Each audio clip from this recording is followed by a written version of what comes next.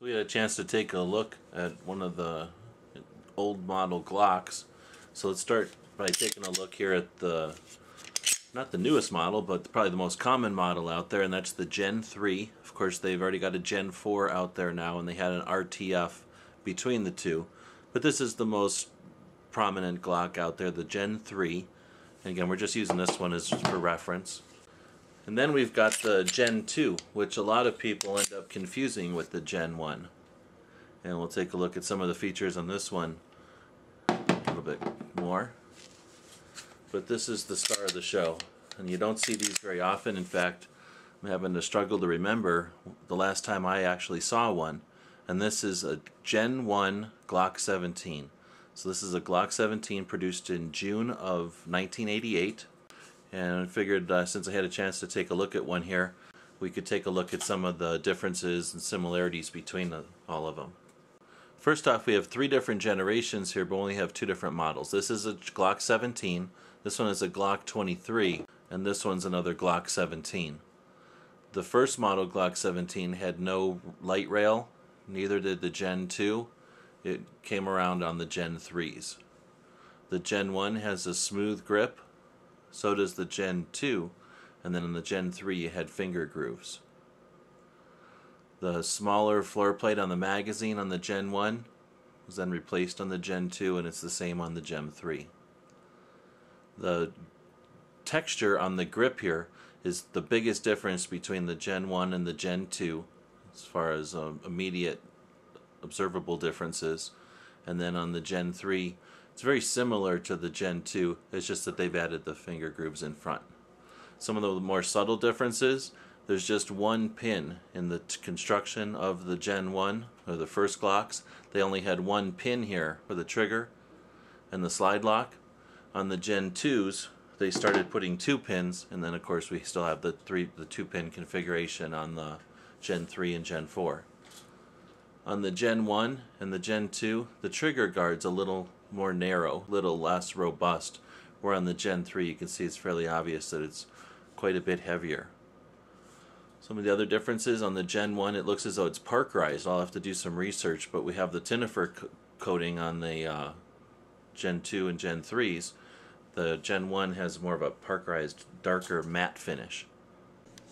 So looking a little closer at the grip texture on the Gen 1, it's consistent all the way around, where on the Gen 2 it's a similar texture as the entire texture here on the side panels, but then there's a border where it's smooth, and then there's a checkering on the front and on the back. And that same setup is on the Gen 3, only they've added the finger grooves. Let's take a look at the pin. You can see just the one pin here on the Gen 1. Go to two pins on the Gen 2, and then the Gen 3. We talked about the floor plate being a little thinner on the Gen 1 compared to the Gen 2 or 3. And there's also some other differences on the magazines.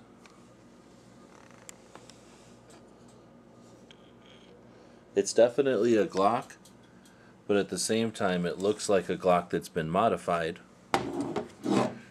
It's a lot smoother. There's some differences in the markings. On the original Gen 1, it just says Glock, Smyrna, Georgia, or on the Gen 2, it says made in Austria. On the Gen 3, it says made in Austria. Patent numbers are also different. Next, if we look at the serial numbers and proof marks on the barrels and on the slides, here we can see on the Gen 1 that it has Austrian proof marks, where on the Gen 2 and Gen 3 they're different. We also have a Glock insignia on the Gen 3 and the Gen 2, but not on the Gen 1. Glock serial number started with AA001, went up to AA999, then went to AB001, and went through that series.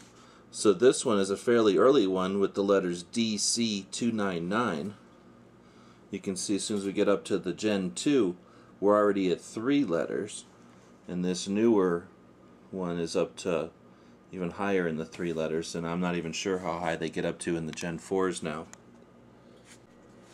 Another difference in the generations is the extractor. Here you can see the smooth style, same on the Gen 2, and then on the Gen 3 they added a notch so that it's also a loaded chamber indicator. When there's a round in the chamber, that sticks out and you can see and feel that there's a round in the chamber. This is a pretty cool chance to take a look at an earlier Glock, Gen 1. Happen to be able to do it alongside a Gen 2 and a Gen 3. I'm really looking forward to doing a shooting test with this Gen 1 to see how much different they shoot. There's a lot of history to Glocks, and I'm not going to try to cover it all here, but this is hopefully a glimpse to some history of a fairly modern pistol, and one that definitely changed the playing field. Thanks for watching.